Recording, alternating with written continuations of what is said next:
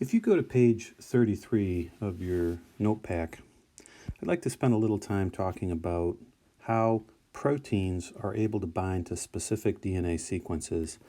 And this is really going to be most relevant in the area of transcription, where proteins called transcription factors bind to particular promoter elements in the upstream region of genes to either turn them on or off. Now, we can start by talking about some general principles about how proteins and DNA interact with each other. There's 4 of these types of interactions. First of all, we can talk about ionic interactions, in which the protein interacts with the phosphates of the DNA backbone. This is a nonspecific interaction because all DNA has negatively charged phosphates in the backbone. And what we can say is that proteins typically use arginine and lysine and asparagine to do this. That's just the pattern of how it works out. Arginine, of course, has a positive side chain. Lysine has a positive side chain. Asparagine isn't really an ionic interaction because it's not positively charged, but it's thrown in there because it happens sometimes. Second of all, we have hydrogen bonds. And this is going to be a specific interaction because we are going to talk about how the particular side chains of particular residues are going to bind bases in the major and minor grooves.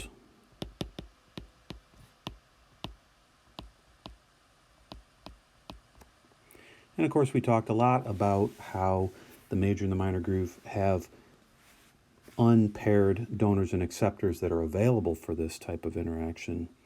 And in this particular case, we're most interested in, again, lysine, arginine as well, threonine, and asparagine. These are the ones that seem to show up the most for forming hydrogen bonds with the base pairs.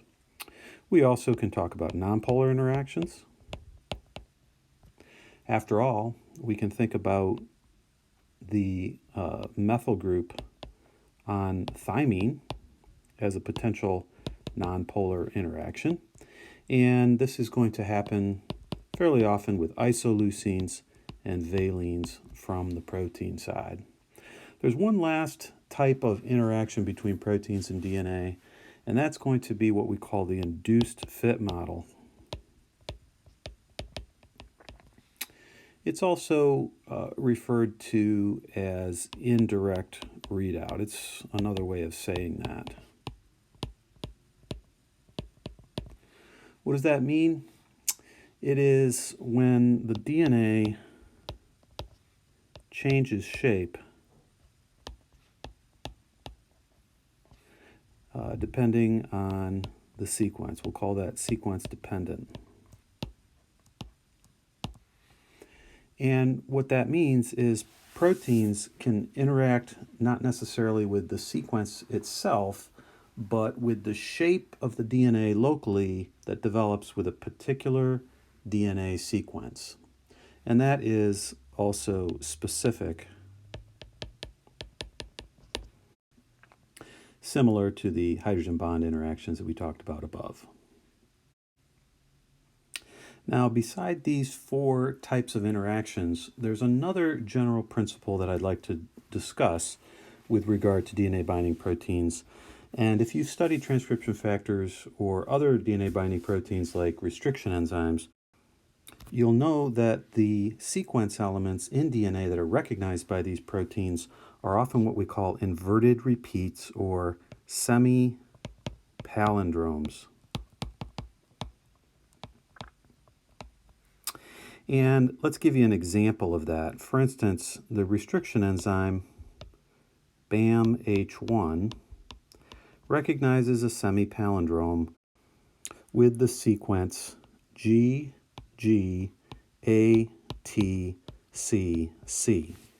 Now, if you know what a palindrome is in English, what that means is a word that reads forward and backwards the same way. And this is not really a palindrome because it doesn't read the same backwards.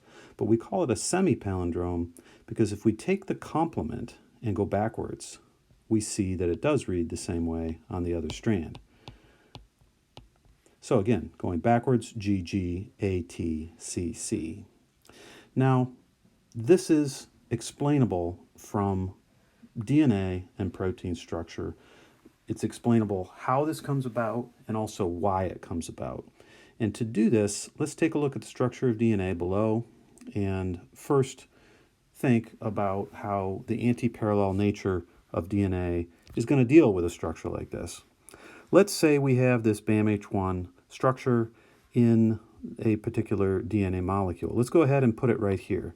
We've got a G, G, A, T, C, C. That's the 6 bases as they go right down this strand. Let's consider the other strand and go backwards through the semi-palindrome. C will, of course, match with G here, and we'll just continue on. G, G, A, T, C, C. Now, this will help us to understand how this works and why it works this way. Let's go down here a little bit. DNA binding proteins leverage their interaction with specific sequences by oligomerization. Let's consider that BAMH1 as a restriction enzyme binds to DNA as a homodimer. You may remember from 461 that that means there's 2 subunits to this protein and they are identical to each other. Now again, if we put in these 2 eggs here to show the 2 subunits, and I have to mention that I had to fix the notes here because the figure that you have in your notes is not correct. Notice that the eggs here that represent the 2 subunits are both found in the major groove of this DNA. The one that you have on the left is out in front of the DNA, and that was incorrect. So just imagine that it looks like I have it on the screen here. Notice that each one of these subunits interacts in the major groove, and it does so by interacting with the G, G, and A portion of one side of the semi-palindrome. And likewise, it's going to interact with the T, C, C portion as well. So 1/2 of this protein interacts with 1/2 of the sequence of the 6 base pair recognition element. And if we have a protein that interacts with 3, and then we dimerize it by bringing 2 of these identical subunits together, we get a doubling of the size of the recognition element. So instead of recognizing 3 base pairs, we end up with recognizing 6 base pairs. And we get more specificity that way. 6 base pairs of a particular sequence in a row is pretty rare, whereas 3 in a row is pretty common.